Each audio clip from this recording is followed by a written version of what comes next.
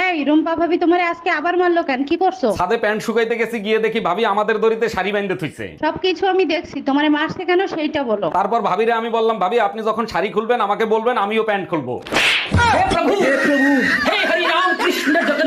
অরুণ ভাই, আপনি কি খুব ব্যস্ত? আপনার সাথে জরুরি একটা কথা ছিল। আরে ভাবি, সবসময় তো আপনার কথা শোনার অপেক্ষায় থাকি, বলেন কি জরুরি কথা বলবেন। আমি একটা পার্লার খুলছি, এলাকার মেয়েদেরকে কিভাবে জানাবো, আপনি একটু হেল্প করবেন? 1 মিনিট ভাবি, এক্ষুনি ব্যবস্থা করে দিচ্ছি।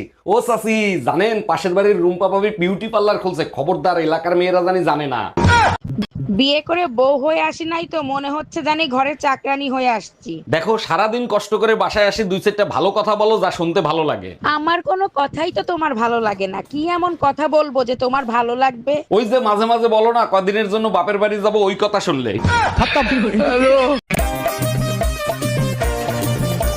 রান্না করতে তোমার খুব কষ্ট হয় না? তুমি আমার এর জন্য বিয়ে করছো? তুমি আমার বউ, তুমি থাকবে রানীর মতো, পায়ের পর পা তুলে খাবা। কালকে থেকে তোমার আর রান্না করতে হবে না। তোমার যাতে কালকে থেকে রান্না করতে না হয় আমি সে ব্যবস্থাও করেছি। আর একটা বিয়ে করে নি।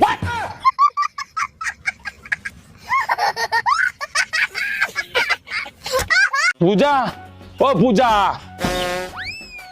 তুমি আমার বন্ধুকে কি বলেছো?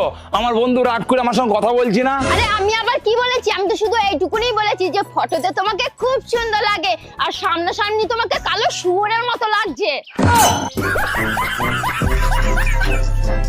এই কি হয়েছে তোমার? ফ্যানের নিচে বসে ঘামতেছো কেন? কাছে আসো, মুছে দেই। কতবার বলছি গরম সহ্য করতে পারিনি, একটা এসি কিনে দাও, কোনো কথা শোনো তুমি? আমি বুঝি না মেয়েদের এত গরম লাগে কেন? তুমি কাছে থাকলে আমার তো এক ফোঁটা গরম লাগে না। আমারে পাইলে তো 2 মিনিটের ভিতর তোমার মাথা ঠান্ডা হয়ে যায়, আমার মাথা তো ঠান্ডা হয় না, তাই গরম বেশি লাগে।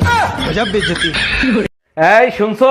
না, আমি কানে শুনি না। আমি কেন, আমার বাপ দাদা 14 গোষ্ঠীরও কেউ কানে শুনি না, কিন্তু আমি যদি কিছু বলি তোর বংশ সবাই শুনে, তোর বাপ শুনে, তোর মা শুনে, তোর ভাই শুনে, তোর বোন শুনে, এমনকি তোর বাসার কুত্তারা পর্যন্ত শুনে, শুধু আমি শুনি না।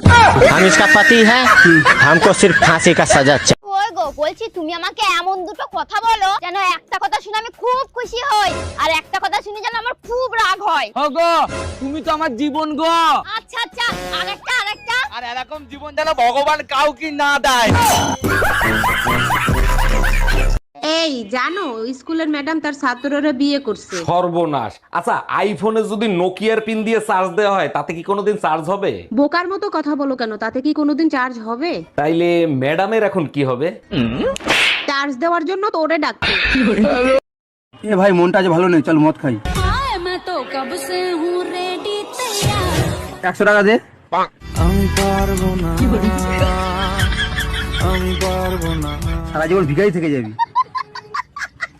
দাদা, আপনার কাছে ভ্যালেন্টাইন কার্ড হবে যেখানে লেখা থাকবে তুমিই আমার প্রথম, তুমিই আমার শেষ ভালোবাসা? হ্যাঁ দিচ্ছি, দাঁড়ান। সত্যি এখনকার সময়ে এরকম মেয়ে আছে। আমার যদি এরকম একটা গার্লফ্রেন্ড হতো। দাদা, এরকম কার্ড আমাকে 12টা দেবেন।